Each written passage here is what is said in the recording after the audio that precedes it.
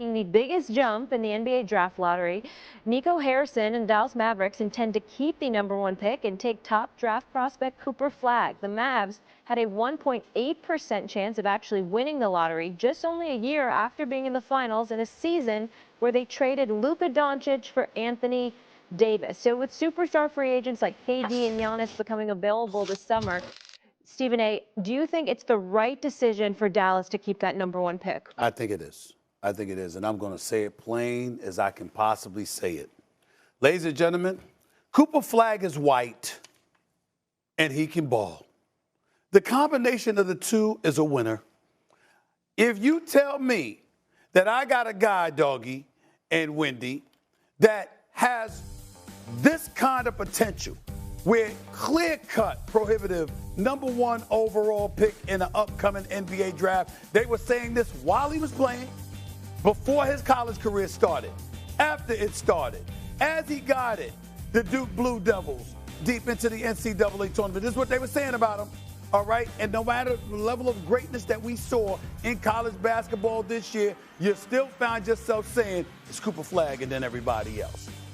When you got somebody with that kind of potential and they're white and you are in America, you keep that dude.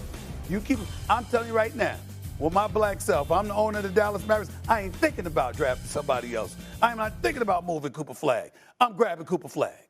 He's the #1 overall pick. I mean, just think about the marketing. Do you know I saw some commercial? I forgot whether it was a commercial, an endorsement deal, or whatever.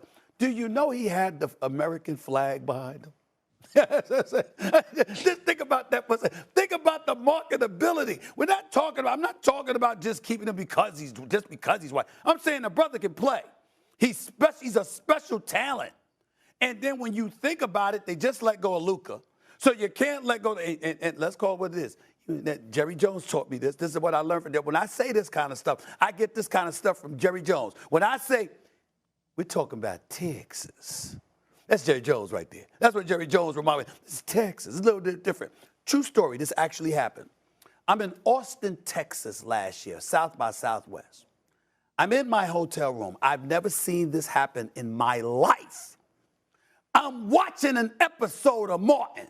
Martin Lawrence, great comedic genius that he is. And in the middle of the episode, the program gets interrupted so they can air the national anthem with the American flag on the screen. I've never seen that happen in my life. It was on television. That's what happened, okay? Texas is different.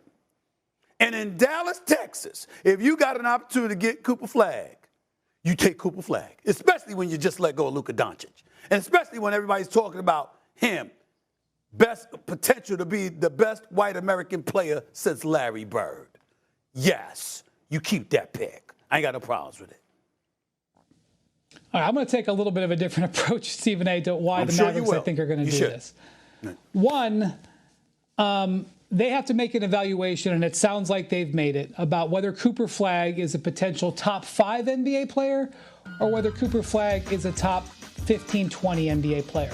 That's an evaluation that every team would have to make with this #1 pick. And the reason that's important is if you're going to trade a guy who can be a top 5 player, you got to get a top 5 player back. And if you got a top 5 player who's at 19, actually he's still only 18, he won't be 19, I think it's later this year, then that changes your calculus, no matter who's available.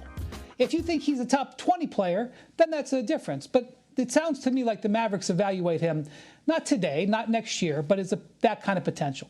The second thing is this, and I know that this is a little bit annoying, and I know that it can be boring, but it's so important in the NBA. You just have to think about it if you want to have a serious conversation. In the current NBA, it is very hard, not impossible, but it is very hard to construct a team with 3 big salaries all at one time. Fair. Okay?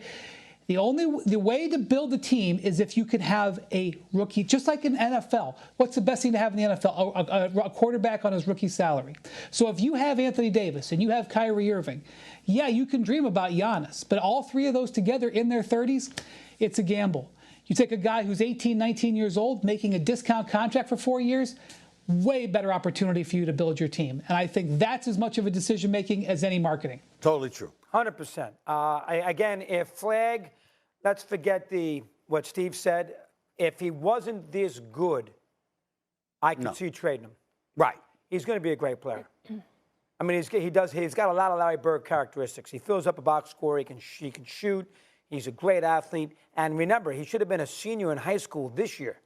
So he's a young kid. He's got 12, 13 years of big-time basketball ahead of him. Giannis is 30 years of age, and he's not making a ton of money. You can't trade him. I could see San Antonio making that trade with the second pick to Milwaukee. I can't see Dallas doing it.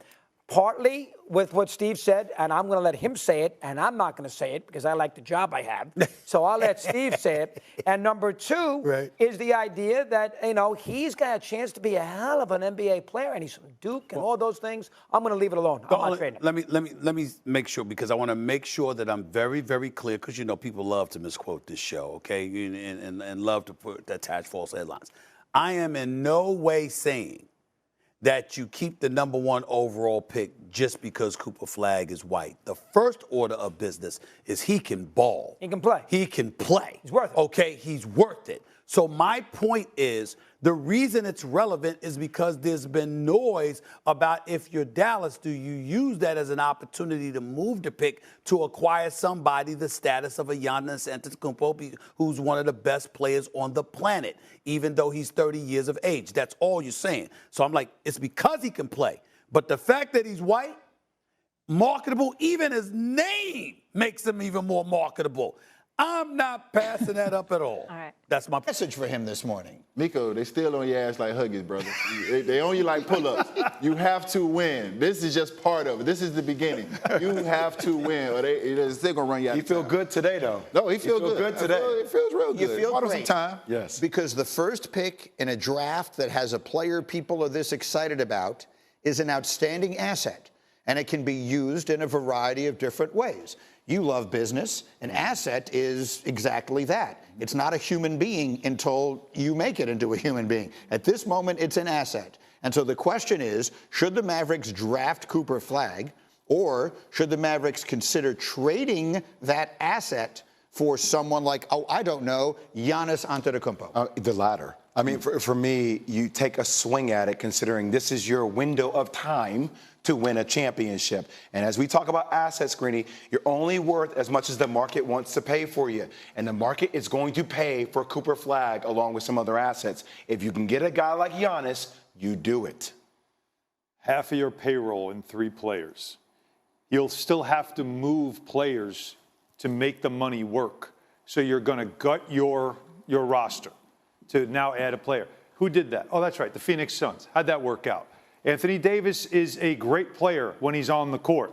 Kyrie Irving is not going to play all of next year. You were gifted a generational talent. Why do we keep saying Kyrie Irving's not going to play all next year? I know he's come back off the ACL. Because he tore his knee. He tore his ACL, but I mean, it's not a foregone conclusion that he's out the entire season. No.